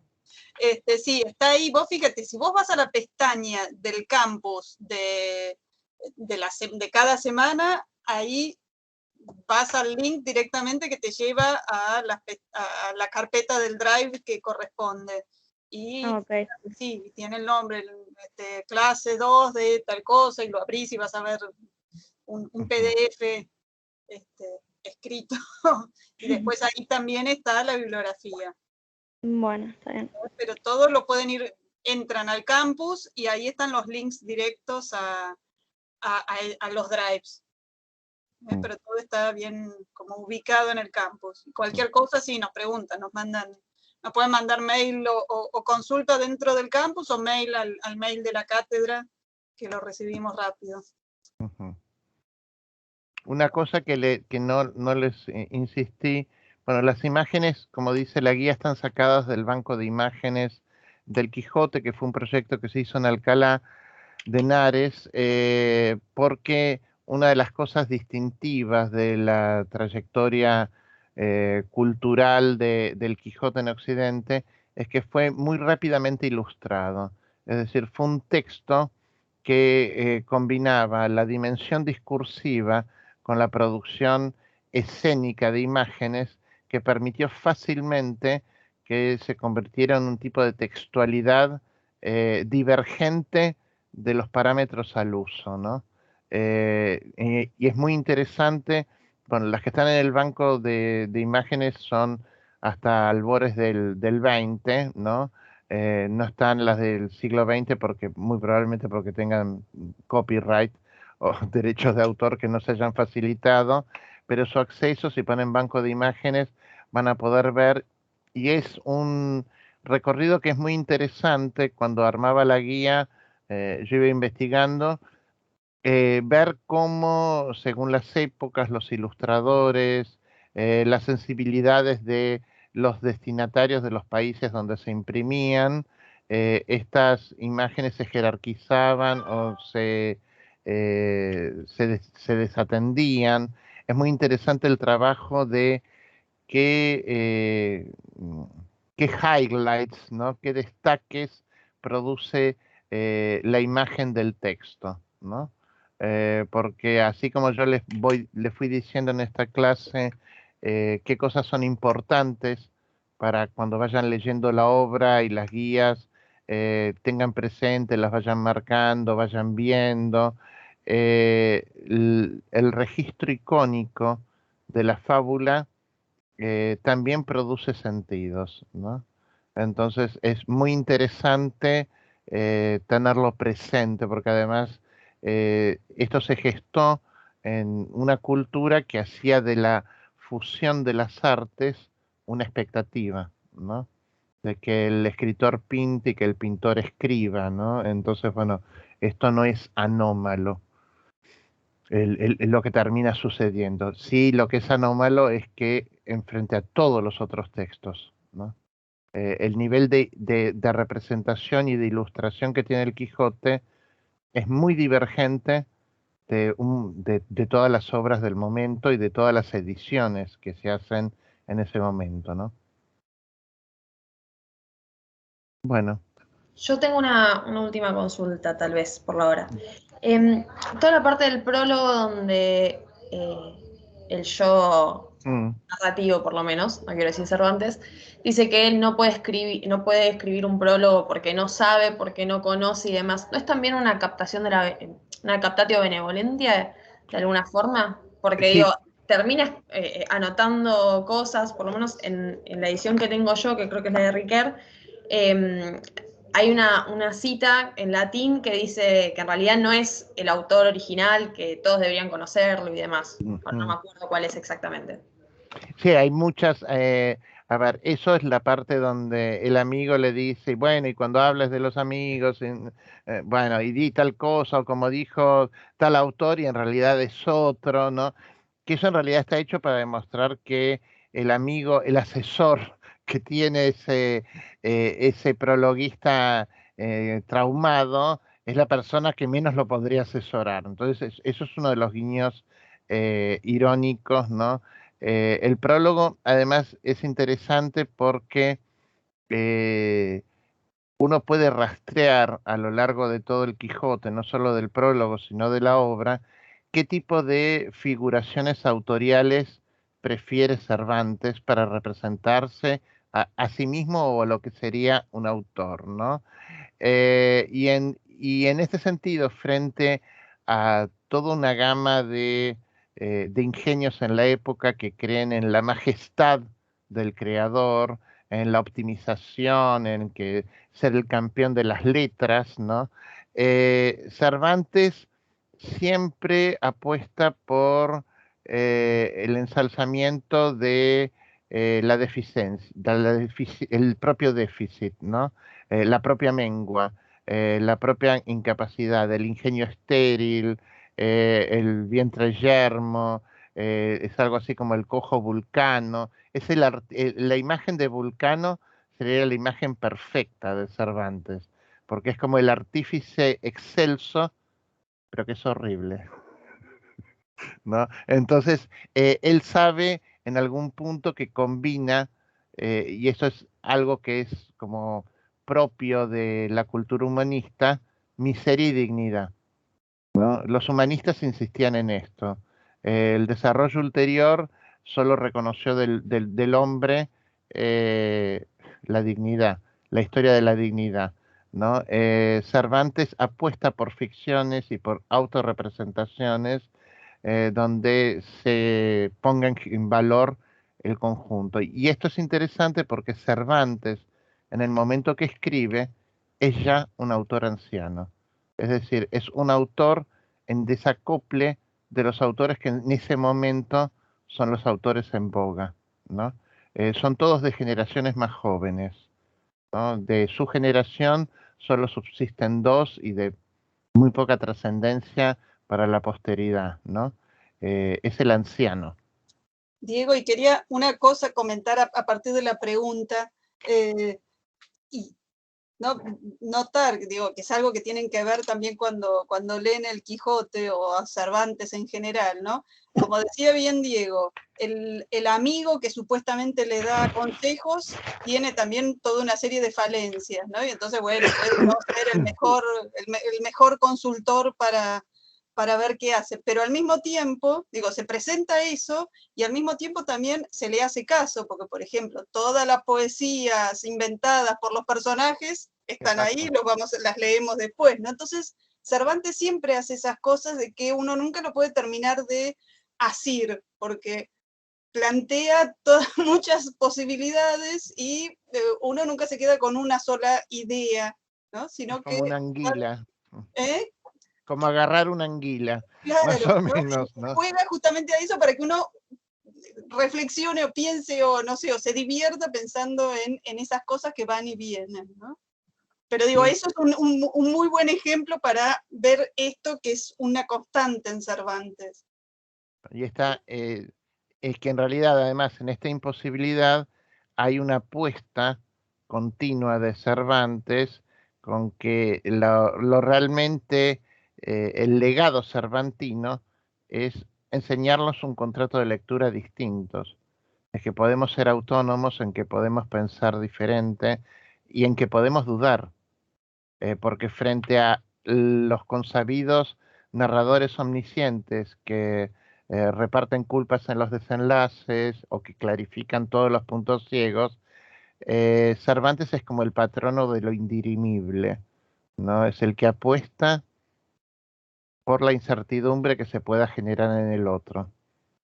Porque la incertidumbre, en definitiva, es lo único que le genera al lector un movimiento interno.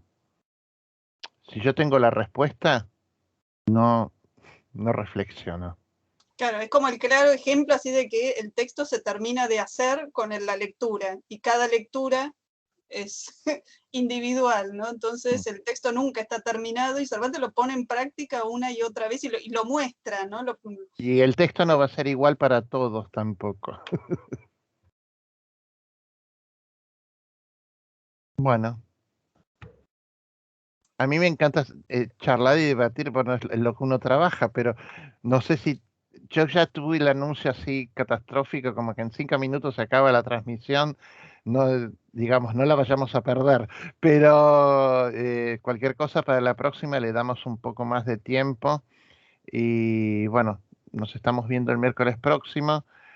Aquellos que no hayan llegado a leer, en todo caso, me preguntan o nos mandan consultas, o sea, estamos abiertos. Esto es un proceso colectivo de tratar de que esto sea una materia, así que estamos en esto. Muchas gracias y hasta la próxima. Chao, gracias. Hasta luego. Chao. Muchas gracias. Muchas gracias. Gracias, profe. Gracias. Muchas gracias. Chao, profe. Chao. Adiós. Chao, gracias.